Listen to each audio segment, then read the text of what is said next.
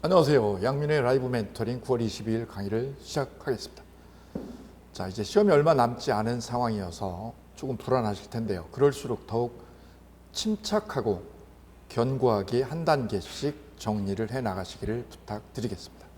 제가 오늘 준비한 문제는 총 6문항으로 시험에 자주 나올 만한 사례만 꼽아서 준비를 했습니다. 그 준비한 첫 번째 문제 보시겠습니다. 첫 번째 문제는요, 이런 내용입니다. 갑소유 토지를 을에게 계약금 5천만 원과 잔금을 받고 매도를 했으나 계약 체결 후에 그 토지 전부가 수용되었다라는 거죠. 여기 수용에다가 이렇게 동그라미 하시면 좋을 거예요. 수용되었어요. 그래서 소유권 이전은 불가능한 상황에 놓여졌다. 다음 중 옳은 것은? 자, 그럼 우리가 수용이라는 단어를 통해서 다음과 같은 거를 정리해 볼 수가 있습니다. 계약이 체결된 후에 목적 토지가 수용돼 버렸다. 국가에 의해서.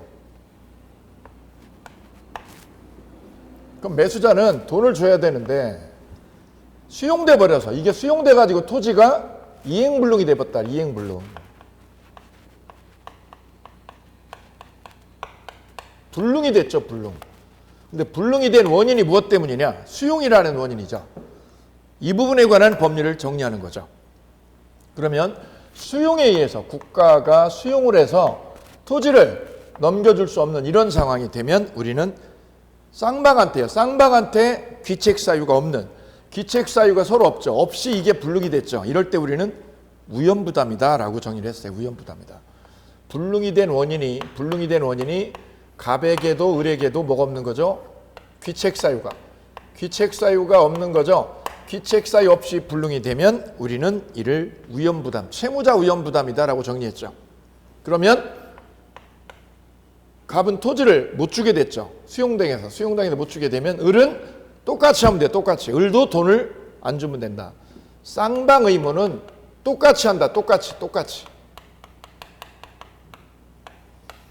그럼 토지를 못 주니까 반대편에서 을도 돈을 안 주면 되겠다. 이 문제가 우연부담의 법리. 두 번째는 국가로부터 갑은 수용으로 인한 보상금을 받게 되죠. 그 보상금 받을 권리를 을이 어떻게 하죠? 넘겨달라. 너 보상금 받지? 그거 나한테 넘겨달라고 할 수 있죠. 그러려면 을이 어떻게 하면 돼요? 돈을 주고요. 을은 갑한테 돈을 주고요. 이 돈을 주고 뭐 할 수 있죠? 보상금 받을 권리요. 보상금을 나한테 보상금 받을 권리를 뭐 해달라? 양도해달라. 이를 뭐라고 그러죠? 대상청구권이라고 한다. 대상청구권. 토지 대신에 보상금 받는 걸 나한테 넘겨. 대상청구권 행사가 가능하다. 대상청구. 그래서 을하고 갑 간의 이 법률 관계에서 중점이 되는 부분은 바로 이 부분이다. 이렇게 보시면 되겠습니다. 첫 번째는 똑같이 하는 거예요. 서로. 쌍방 귀책 사유 없이 불능이 되면 똑같이 해요. 똑같이. 그 말은 갑은 토지를 안 주고 을은 돈을 안 주면 되는 것이고, 두 번째는 을은 보상금 받을 권리를 넘겨달라고 하는 대상청구권 행사할 수 있다. 이렇게 두 가지로 압축을 하시면 될 거예요.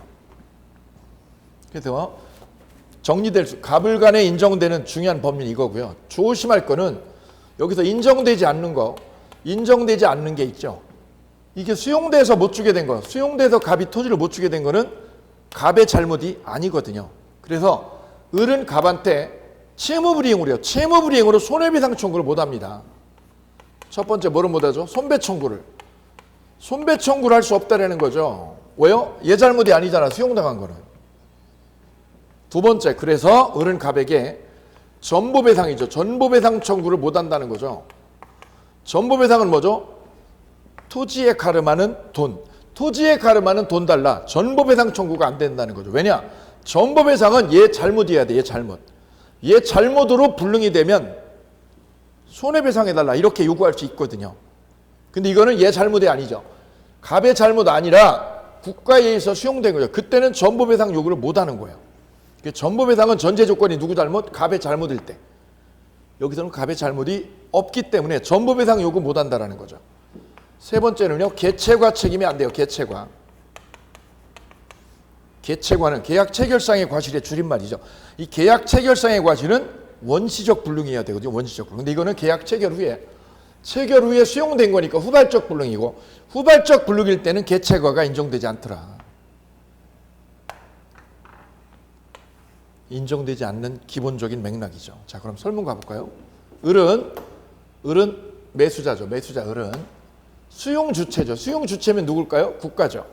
국가를 상대로 손해배상이죠. 손해배상 걸 수 있나요? 없어요. 수용은 적법행위니까. 우리 국가한테 손해배상 요구 못해요. 수용은 법률의 절차에 따른 적법행위니까 손해배상 걸 수 없다. 걸 수 있다. 노 X.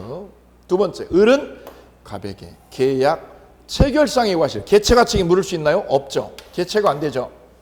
개체가 안 됩니다.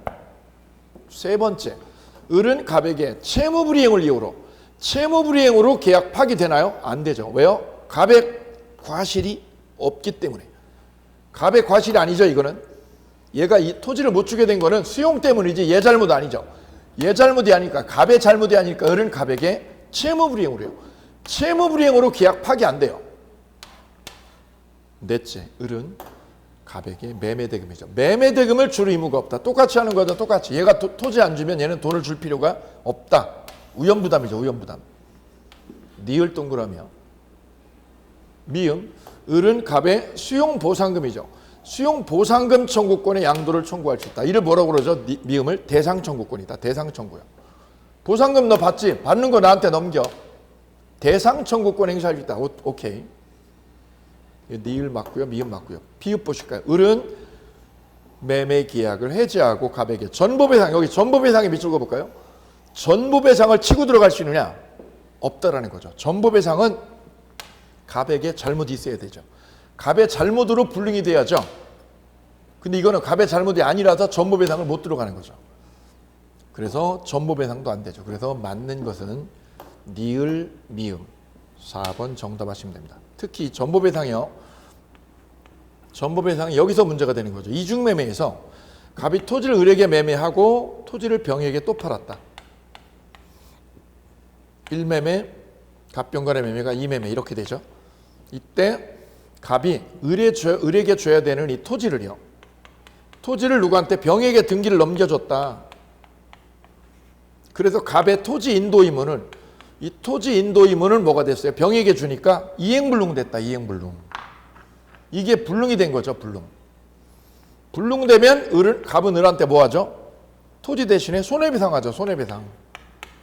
이게 바로 전보배상이에요. 토지 대신에 돈으로 물어줘. 토지 대신에 돈으로 물어줘. 이게 전보배상. 본래 채무요. 본래 채무 대신에 손해배상 채무로 바뀌는 게 전보배상인데 이거는 누구 과실이죠? 갑의 잘못이잖아요. 그래서 을은 갑에게 뭐 할 수 있어요? 전보배상. 전보배상 요구할 수 있다. 이 계약 어떻게 하고요? 해제하고요. 계약 해제하고 이행불능으로 계약 해제하고 전보배상 청구 들어간다. 이게 바로 이중매매에서 전보배상이 문제가 되더라. 이거 꼭 기억하시면 좋습니다. 본래 채무가 이행불능 돼서 뭐로 바뀌는 거? 손해배상 채무로 바뀌는 거를 전보배상이다 라고 하는 거. 이게 어디에? 이중매매에 나온다. 이행불능에서. 근데 수용됐을 때는 이 전보배상 문제가 인정되지 않는다는 거 꼭 기억하시면 정리에 도움이 되시겠습니다. 그래서 개체가 이렇게 수용됐을 때 인정되는 거하고 인정 안 되는 거 이렇게 나눠서 정리하시면 깔끔해요. 아주 간결하죠. 이렇게 정리하실 걸 부탁을 드립니다. 자, 그리고 1번 문제는 대상 청구 문제였습니다. 대상 청구. 계약 체결로 토지가 뭐가 되면 수용되면 법리상 대상 청구하고요. 우연부담 두 가지가 문제가 되더라라는 거를 논의의 초점으로 기억해 두실 것. 그러면 문제 푸는데 아주 쉽게 전진할 수 있겠습니다.